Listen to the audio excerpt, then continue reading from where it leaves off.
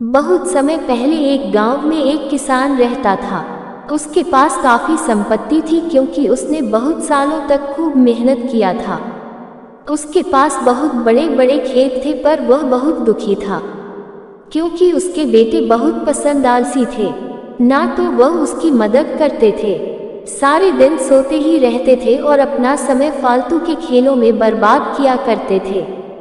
एक दिन किसान बहुत बीमारी पड़ गया।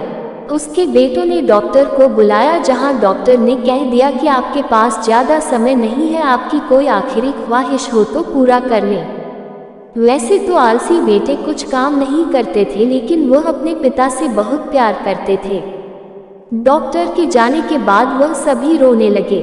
अपने बेटों को दुखी देखकर किसान का दिल पिघल गया और कहा, चिंता मत करो बच्चों, मैं स्वर्ग से तुम्हारी रक्षा करूंगा और जिससे कि तुम कभी भूखे ना रहो। मैंने खेत में सारा धन गाड़ दिया है।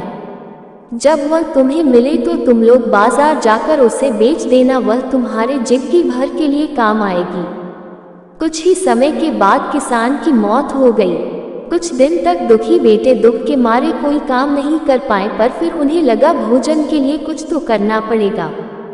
बेटों ने खेतों में खुदाई शुरू कर दी पर वहां उन्हें कुछ ना मिला। उनके पिताजी के दोस्त ने कहा, आखिर तुमने खेत जोत ही दिया है तो क्यों ना बीज भी डाल दो। बेटे तैयार हो गए। खेत बुआई करके उन्होंने इंतजार किया।